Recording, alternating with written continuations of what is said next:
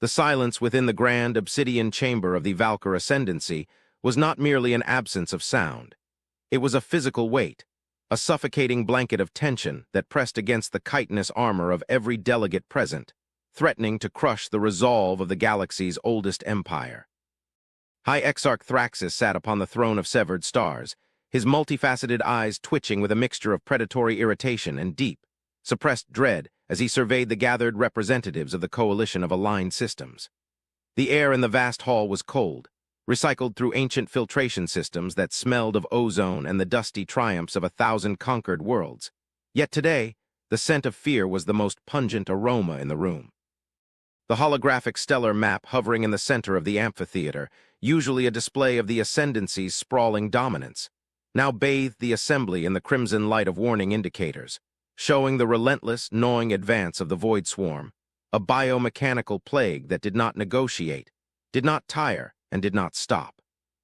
It was eating the outer rim systems, star by star, leaving nothing but dead rocks and silence in its wake, and the might of the Valkyr fleets, the pride of 10,000 years of martial tradition, was breaking against it like glass against a mountainside. Thraxus shifted his weight, the massive servos of his ceremonial armor whining in the hush, a sound that echoed too loudly in the cavernous space. He looked to his left, where Warsage Vrel stood, his mandibles clicking in a rhythm of nervous calculation, reading scrolling data slates that offered no salvation, only casualty reports and retreat vectors. The Exarch's voice, when it finally broke the silence, was a low rumble of tectonic frustration, vibrating through the floor plates.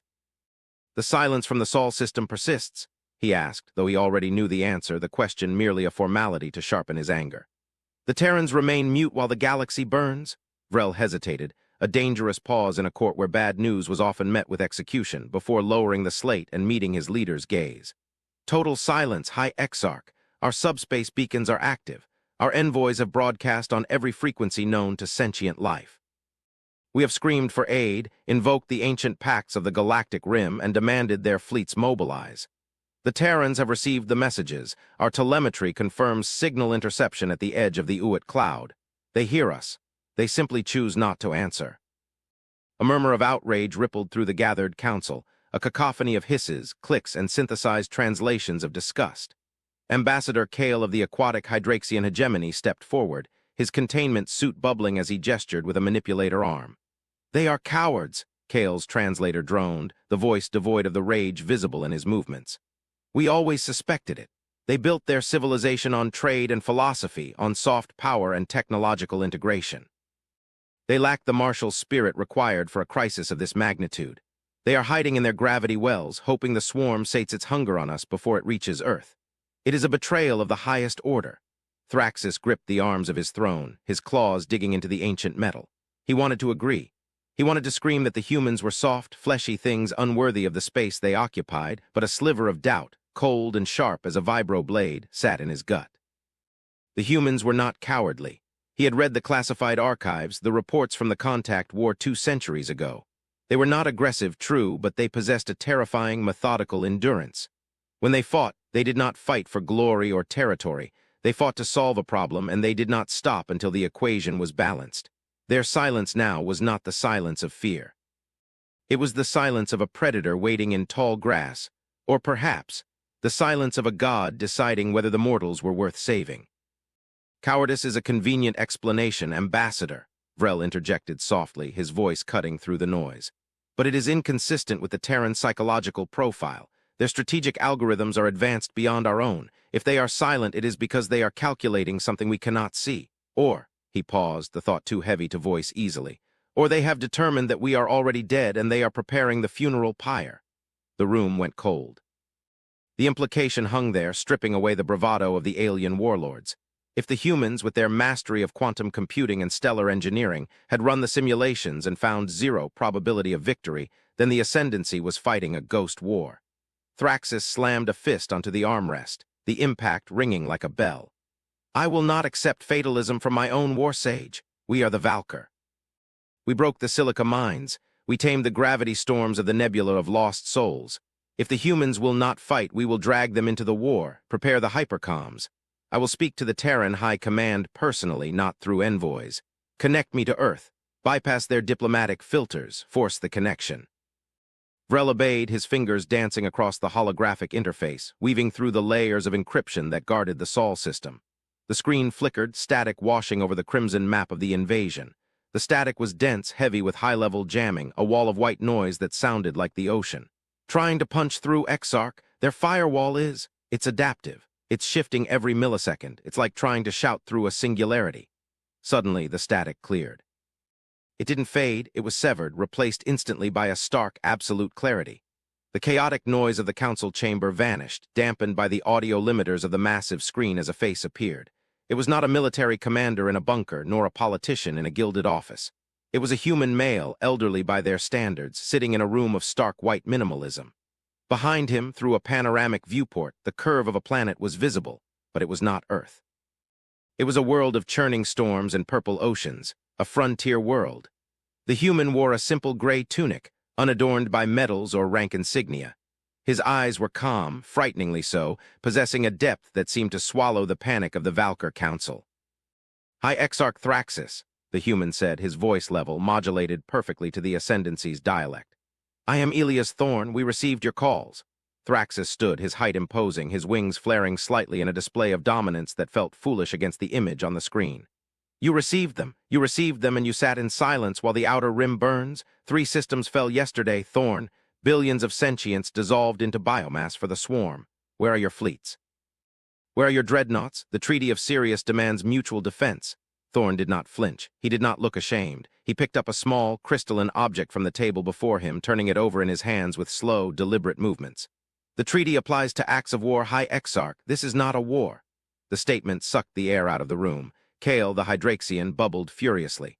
"Not a war, we are being exterminated. The swarm attacks without mercy." "The swarm is not an army," Thorn continued, his tone that of a teacher explaining a difficult concept to a slow child. "It is a biological imperative, a galactic immune response. You treat it like a rival empire, meeting force with force, feeding it exactly what it craves, biomass and energy. Your dreadnoughts fire plasma, the swarm absorbs the heat. You send soldiers, the swarm harvests their genetic code. You are not fighting it, you are feeding it." Thraxis narrowed his eyes. "And what is the human solution? To hide, to let us be eaten so it starves?" Thorn looked up, his eyes locking onto the camera, piercing the distance of light years. "No, we do not hide, we have been preparing. While you fired cannons, we have been engineering. While you rallied fleets, we have been altering the fundamental constants of the local sector. We did not answer because we could not risk the swarm detecting the frequency of our work. But we are ready now." "Ready for what?" Thraxis demanded, sensing a shift in the dynamic. The human was not apologetic, he was authoritative. "To join the battle," Thorn shook his head slightly. "To end it, but High Exarch, you must understand, the weapon we have built. It is not precise in the way you understand precision. It is a hammer of physics. We require you to evacuate the celestial coordinates I am about to transmit. Immediately, any ship, friend or foe, remaining in that sector will cease to exist." A data packet materialized on Vrel's console. The war sage looked at it, and his mandibles fell slack. "Exarch, these coordinates. This is the entire Antares sector, the front line. Our main armada is there. The swarm's core hive mind is there. He is asking us to retreat from the only defensive line holding the core worlds back." Thraxis looked back at the screen, fury rising. "You ask us to abandon the line, to let the swarm advance unopposed. If your weapon fails, the core worlds will be defenseless." "It will not fail," Thorn said, and for the first time a heavy sadness touched his voice. "But the cost of its use is absolute. We do not fire this lightly. We do not fire this for victory. We fire it for survival. You have 1 standard galactic hour to clear the sector. After that, humanity will speak and the stars will listen." The connection severed. The screen went black, leaving the Valkyr and their allies in a stunned, terrifying silence. Thraxis looked at the blank void. May the human had been a bluff, a madness, or something else. The humans had always been enigmatic, obsessed with the long game, but this, to wipe out a sector. "Exarch," Vrel whispered, terror making his voice trill. "The coordinates, the retreat orders, if we do not issue them, and he is telling the truth." Thraxis sank back into his throne. He felt very old. The arrogance of the Valkyr, the belief that they were the apex of the galaxy, crumbled under the weight of the humans' calm certainty. "Issue the order," Thraxis rasped. "Pull the fleets back, all of them. Abandon the Antares sector." The next hour was a blur of chaotic logistics. Across the vastness of the Antares sector, the greatest armada the galaxy had ever seen began a desperate, confused rout. Massive dreadnoughts fired their retro-thrusters, turning away from the approaching wall of the swarm. Cruisers broke formation, engaging warp drives with reckless haste. The swarm, sensing the retreat, surged forward, a tidal wave of flesh and metal ships, billions of bio-drones screaming into the void, thinking the prey was fleeing. They poured into the sector, filling the vacuum with their writhing mass, converging on the abandoned positions. On the bridge of his flagship, the Star Eater, now positioned safely just beyond the sector boundary, Thraxus watched the tactical display. The Antares sector was a red ocean of enemy signals. The swarm had taken the bait, or rather, occupied the empty space. 59 minutes, Vrel counted down, his voice trembling. The humans! There are no ships on sensors, no fleets arriving. Just one, Thraxus snapped, looking at the sensor globe. One ship. Yes, Exarch, it just decloaked. In the center of the Antares system, it's small, unarmed, a science vessel. Thraxus stared at the magnification. It was a tiny speck against the backdrop of the star Antares, a red supergiant.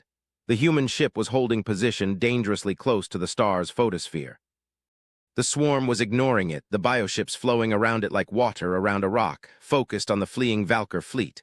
"What are they doing?" Kale whispered over the comms channel. "They are going to die." Inside the human vessel, the Event Horizon, Captain Elias Thorne sat in the command chair, strapped in. The bridge was silent, save for the hum of the reactor. "Resonance emitters aligned," the helm officer reported, her voice steady but tight. "Target lock on the stellar core is absolute. Shield harmonics at maximum." Thorne nodded. He looked at the view screen, filled with the angry red fire of the star. "The Ascendancy thinks we are warriors," he murmured to himself. "They think we fight with anger. They do not understand that a gardener prunes a branch to save the tree." He keyed the fleet-wide comms, broadcasting not to the aliens but to his crew. "This is it. The Echo is primed. We are not destroying a star. We are waking it up. Initiation in 3, 2, 1, mark." The sensor readings on the Valkyr flagship went blind white. It wasn't an explosion. It wasn't a supernova. It was something far more terrifying. The human ship fired a pulse not of energy but of gravitational waves, inverted and amplified to a frequency that resonated with the core of the red supergiant. For a moment the star seemed to shrink, drawing in its breath, the red light dimming to a dull, bruised purple. Then it sang. A shockwave of pure sound, impossible in a vacuum, yet transmitted through the fabric of spacetime itself, rippled outward. It was a gravitational scream. The fabric of reality in the Antares sector buckled. The swarm, biological and mechanical alike, relied on delicate subspace coordination, a hive-mind frequency that bound them together. The human wrath, the Echo, shattered that frequency. The visual was apocalyptic. The star flared, ejecting a coronal mass ejection not in a chaotic spray, but in a perfect, expanding ring of fire. The ring moved at a significant fraction of light speed, washing over the swarm, but it was the gravitational shear that did the work. The bioships didn't just burn, they unmade themselves. The complex molecular bonds holding the swarm's armor together lost their cohesion.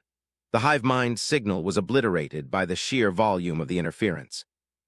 Billions of enemy entities simply stopped, their nervous systems overloaded by the stellar resonance, before being vaporized by the expanding wall of plasma. It was clean. It was absolute. It was a sterilization. On the Star Eater, Thraxus watched in horror and awe. The entire Antares system was being scrubbed. Planets were stripped of their atmospheres, asteroids pulverized to dust, and the swarm was gone, erased. The wave stopped precisely at the sector edge, dissipating as if hitting an invisible wall, a testament to the terrifying control the humans had over the physics of the event. Silence returned to the bridge. The red dots on the map were gone. The Antares sector was a dead zone, a graveyard of ash and radiation, but the galaxy was safe. The blight had been severed. "By the ancestors," Vrel breathed, his legs giving out as he slumped against the console. "They weaponized a star, they turned a sun into a sonic cannon." Thraxus could not speak. He realized then the magnitude of his mistake. He had called them cowards. He had thought them weak because they did not posture with fleets. But the humans were not soldiers, they were engineers of the apocalypse. They didn't fight wars, they ended them. The screen flickered and Thorne's face reappeared. He looked tired, older than before, his eyes shadowed. "The procedure is complete," Thorne said, his voice raspy. "The swarm in this quadrant is neutralized. The resonance will prevent any hive-mind reconnection for approximately 10,000 cycles. You are safe." Thraxus swallowed his pride, a bitter pill that tasted like ash. You destroyed an entire system, you sacrificed a star." "We accelerated its entropy," Thorne corrected gently. "Antares was dying anyway, we gave it a purpose in its final breath." The human paused, looking down at his hands. But High Exarch, this victory is not a celebration. I told you there would be a cost, and I told you there was a reason we were silent. The atmosphere shifted again. The relief of survival was replaced by a creeping coldness. What do you mean? Thraxis asked. The swarm is gone. The swarm was running, Thorn said. The words hung in the air, heavy and terrible. We analyzed their trajectory. We analyzed their desperation. They were not invading. They were fleeing. They were a stampede. Thorn tapped a command, and a new data file transferred to the Valkyr screens. It was a star chart, but not of the galaxy they knew. It was a view of the intergalactic void, the great darkness between the Milky Way and Andromeda. Our deep-range sensors, the ones we built into the fabric of Pluto, picked up a signal 3 months ago. That is why we went silent. We were listening. The image zoomed in. There in the deep black was a shadow, not a ship, not a fleet, but a distortion. It looked as though the stars behind it were being wiped away one by one. The swarm is a scavenger species, Thorn explained. They run from apex predators, and something is moving in the void, something that eats galaxies. The swarm was trying to consume enough biomass to build an arc to escape to the next cluster. We stopped them, yes, but in doing so we have removed the buffer. Thraxis stared at the encroaching shadow on the screen. It was vast, dwarfing the Empire, dwarfing the imagination. What is it? He whispered. We call them the architects of silence, Thorn said. Ancient machines, cosmic horrors, we do not know yet, but they are coming, and they are attracted to high-energy events. Thorn looked directly at Thraxis. The echo we just fired. It was a weapon against the swarm, but it was also a flare. We lit a match in a dark room to see what was hiding in the corners. Now we see, and now they see us. The silence on the Valkyr bridge was different now. It was not the silence of political tension, nor the silence of fear. It was the silence of insignificance. The petty squabbles over borders, the pride of the ascendancy, the fear of the swarm, it all seemed microscopic. What do we do? Thraxis asked, his voice stripping away all pretense of rank. He was asking as one sentient being to another. We prepare, Thorn said, a steel glint returning to his eyes. The ascendancy has the fleets, you have the soldiers, the warriors, the spirit of fire, humanity. We have the eyes, we have the mind. We can bend the laws of physics, but we cannot hold the line without you. We require a coalition, not of treaties and trade, but of survival. We must merge our fleets. We must share our technology. We must become one shield. Thorn leaned forward. We revealed our hand today, we showed you our wrath, but that was just a flicker. If we are to survive what comes from the dark, we will need more than wrath. We will need unity. The Council of Sol invites the Valkyr Ascendancy to the Aegis Project. Will you answer? Thraxis looked at his crew. He saw the fear, but he also saw the resolve. The universe had just gotten much larger and much darker. The humans had proven they were the monsters needed to fight the monsters. We will answer, Thraxis said, standing tall, his voice regaining its strength but tempered now with respect. The fleets of the Valkyr are yours to command, human. Let us face the dark together. Thorn nodded, a faint, grim smile touching his lips. Good. Then let us begin. The silence is over. The screen cut to black, but the connection remained open, a stream of blueprints, coordinates, and plans flowing between the two civilizations. In the cold void of the Antares sector, the dust of the destroyed swarm glittered like diamonds in the fading L. Eye of the bruised star, a memorial to the war that was, and a prelude to the war that was to come. As the reality of the alliance settled over the bridge, High Exarch Thraxis turned away from the main viewer, moving toward the tactical station where Vrel was already dissecting the incoming human data streams. The sheer density of the information was staggering. The humans weren't just sharing coordinates. They were sharing the fundamental architecture of their understanding of the universe. Look at this, Vrel whispered, his multifaceted eyes widening as he scrolled through a schematic for a zero-point energy siphon. They don't burn fuel, they harvest vacuum fluctuations. This explains why their ships have no thermal signature until they want to be seen. They are effectively holes in the universe until they decide to become matter again. Thraxis felt a chill that had nothing to do with the ambient temperature. We called them soft, he muttered. We mocked their lack of kinetic weaponry, yet all this time they were carrying lightning in their pockets. The political fallout in the Grand Chamber would be catastrophic, Thraxis knew. The other client races of the coalition, the Hydraxian hegemony, the Cathar war prides, the Silica Animus, they would panic. They had built their worldviews on the stability of the Valkyr Protectorate. To admit that the Ascendancy was effectively junior partner to humanity in terms of raw cosmic power would shatter the socio-political order of the Galactic Rim. But Thraxis found he didn't care. The shadow in the void, the architects, rendered politics obsolete. He keyed the comms to the rest of the fleet. All captains, this is the High Exarch. Maintain formation but lower weapons. We are entering a joint navigational mesh with the Terran vessel. Do not be alarmed by the unexpected readings from their drive wake. Follow their lead. Back on the event horizon, Thorn unstrapped from his command chair and walked slowly to the observation deck. The ship was vast, a hollowed-out asteroid reinforced with metamaterials, designed not for aerodynamics but for endurance. It was a generational ship, a war room, and a laboratory all in one. He watched the Valkyr fleet reorient itself. They were beautiful ships, sleek and predatory, like daggers made of obsidian and light. They were the perfect hammer. Humanity was the hand that would wield it. Thorn's second-in-command, Commander Sarah Way, approached him. She was young, sharp, a product of the Mars academies where logic was the primary language. The Ascendancy is syncing with our network, Ambassador, but I'm reading massive psychological stress markers in their comms traffic.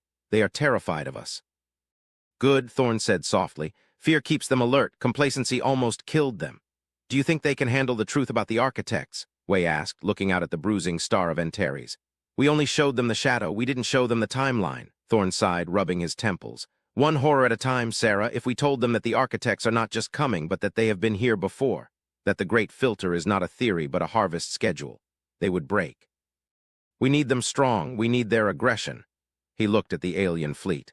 They have the fire we lost. We became too civilized, too philosophical. We need their instinct to kill, and they need our ability to understand what to kill. The journey back to the Valkyr capital, Valhalla Prime, was a somber procession. The event horizon led the way, its drive signature creating a slipstream that pulled the alien ships along faster than their own engines could manage. When they arrived, the reception was not one of triumph. The news of the Antares sector had spread. The destruction of a star, the erasure of the swarm, it was magic to the common citizenry. The humans were landing not as allies, but as avatars of a new, terrifying godhead. The council chamber was different this time. The shouting was gone. The arrogant posturing was gone. When Thorn and his delegation walked in, clad in simple, functional suits that contrasted sharply with the ornate ceremonial armor of the aliens, the silence was absolute. Thousands of eyes watched them. Thraxis descended from his throne to meet them on the floor, a gesture of submission that sent shockwaves through the assembly. Ambassador Thorn, Thraxis boomed, his voice amplified. You have saved the Ascendancy. You have saved the Rim. We owe you a debt of blood. We do not trade in debt, Thorn replied, his voice amplified by his own suit, filling the hall with a calm resonance. We trade in survival. The swarm was a test. We passed, but the final exam is approaching. He gestured to the center of the room, and the holographic projector activated. This time it didn't show a map of the galaxy. It showed a map of the local universe. A web of galaxies connected by filaments of dark matter, and eating its way along one of those filaments was the darkness. We call this the entropy wake, Thorn explained to the hushed room. It is a wave of negation. It does not destroy matter. It unravels the laws that allow matter to exist. The architects are terraforming the universe into a state of absolute zero, a perfect, still crystal of non-existence. They believe chaos, life, is a mistake. A gasp went through the crowd. This wasn't war. This was theological horror. Why? Asked the Hydraxian ambassador, his containment suit dimming in distress. Why would they do this? Because order is their nature, Thorn said, and we are the noise, but humanity has found a frequency, a countersong. He tapped his chest. The echo we used at Antares, that was a single note. We are building an orchestra, but we cannot build the instruments alone. We need your resources. We need your labor. We need your will. Thraxis looked at the map. The scale was impossible, but looking at the human, he saw no doubt. What do you need from us? Everything, Thorn said. We need to strip mine dead worlds for Dyson swarms. We need to convert your dreadnoughts into resonance amplifiers. We need to turn this galaxy into a fortress. It will take a generation. It will mean the end of your empire as you know it. No more conquests, no more petty wars, total focus on the great work. The room wavered, the end of the empire. The Valkyr had conquered for 10,000 years, to stop, to become builders. And if we refuse, a minor lordling shouted from the back. If we choose to fight our own way, Thorn turned to look at the heckler. He didn't look angry, he looked pitying. Then you will die in the dark alone, and we will mourn you as we continue the work. The bluntness of it shattered the resistance. There was no threat, only a statement of fact. Thraxis raised his hand. There will be no refusal. The Ascendancy stands with Earth. If the universe is to go dark, we will be the last light burning. A roar of approval, tentative at first, then growing to a thunderous crescendo, filled the chamber. It was a sound of desperation transmuted into purpose.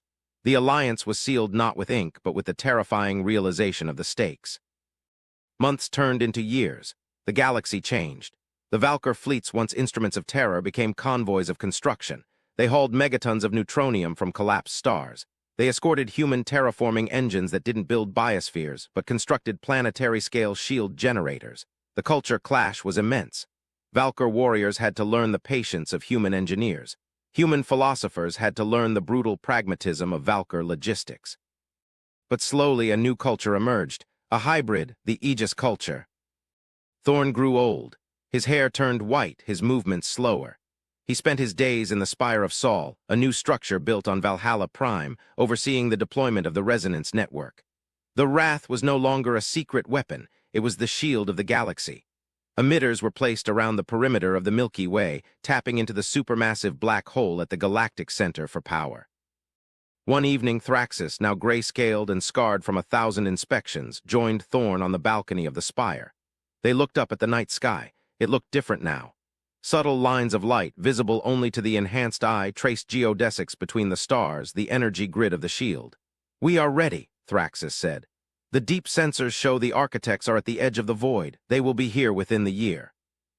"They are already here in spirit," Thorn murmured. "I can feel the static in my dreams." He looked at his alien friend. "Do you remember the day we met when you asked where my fleets were?" Thraxus chuckled, a low, rasping sound. "I was a fool. I measured power in tonnage." "You were not a fool," Thorn corrected. "You were a product of your time. We all were. Humanity wasn't always like this, Thraxus. We were violent. We destroyed our own planet once. We almost wiped ourselves out. It was that near extinction that taught us silence. We learned that screaming at the storm doesn't stop it. You have to become the storm." "And now," Thraxus asked, "what happens when the storm breaks?" Thorn looked out at the city below, a sprawling metropolis where humans and aliens walked side by side, united by a singular existential purpose. "Now we see if the song is loud enough." The arrival of the architects was not like the swarm. There were no ships, there was no invasion fleet. The sky simply went wrong. The stars in the constellation of the Weaver began to vanish, not obscured but deleted. The data coming into the war room was nonsensical. The laws of physics in that sector were being rewritten. Gravity was repulsing. Light was slowing down. The architects were imposing their own reality onto the galaxy. "Activation sequence," Thrax is roared, his voice booming across the global comms. "All sectors engage the resonance." Thorn stood at the central console. His hands hovered over the interface.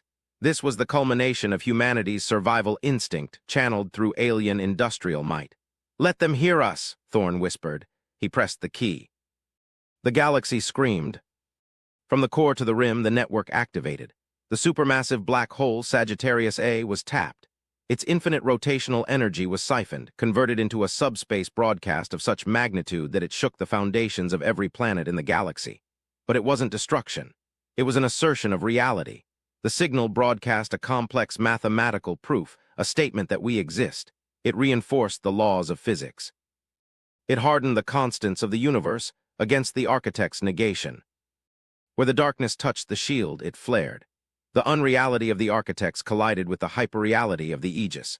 It was a metaphysical collision. Colors that didn't exist tore through the sky. Screams of beings that were not biological echoed in the minds of every sentient. The struggle was not fought with lasers, but with will. The architects were trying to delete the file. Humanity and the Alliance were right protecting it. On the front lines, Valkyr dreadnoughts modified with human psychic amplifiers acted as anchor points. The crews held on, their minds linked into the network, fueling the shield with their defiance. "Hold," Thraxus bellowed, feeling the pressure in his own mind. "Do not let them rewrite you. You are real, you are matter, you are Valkyr." And in the center of the web, Thorn held the conductor's baton. He could feel the architects. They were cold, vast, and indifferent. They were not evil, they were cleaners. They saw life as mold. Thorn projected a thought not of anger, but of undeniable logic, a human trait weaponized to its ultimate form. "We are not chaos," he projected into the void. "We are complexity. We are the universe observing itself. To destroy us is to blind the cosmos."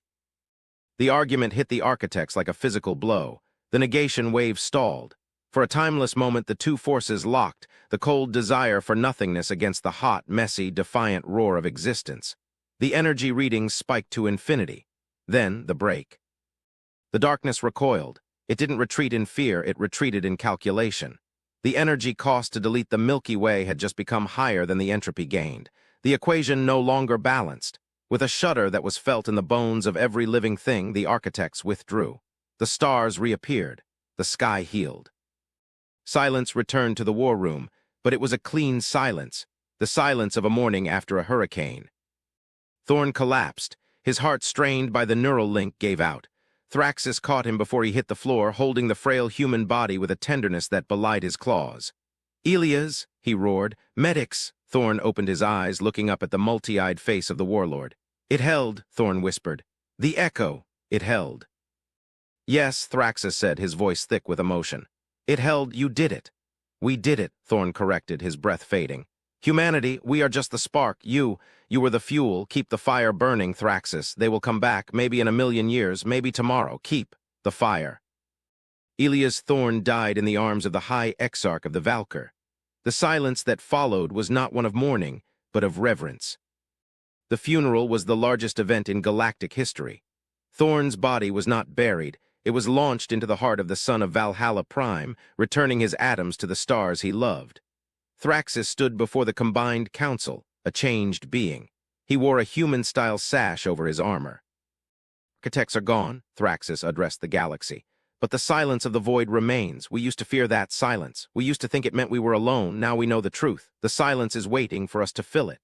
He looked at the camera, his eyes burning with a new resolve, a synthesis of Valkyr strength and human vision. "Humanity taught us that wrath is not about destruction. It is about protection. It is about the refusal to go gently into that good night. We are the Aegis now. We are the echo, and if the void wants to come for us again, let it come. We will be waiting. And next time we will not just hold the line, we will expand it." The camera pulled back, revealing the new fleet. Human designs merged with alien aesthetics. Ships that looked like art, humming with the power of captive stars. They turned their prows outward, toward the dark, toward Andromeda, toward the unknown. The story of the Valkyr was over. The story of the Alliance had begun. And deep in the code of every ship, buried in the kernel of the operating systems, was a simple text file, a message from the ancestors. "RTH, humanity's wrath is not a sword. It is a promise we are still here." The fleet engaged their drives, not with a roar but with a hum, a harmonious chord that resonated through the subspace layers. They vanished into the warp, leaving a trail of light that looked, for a brief moment, like a hand reaching out to grasp the future. The stars watched, and for the first time in eons, the universe felt a little less cold.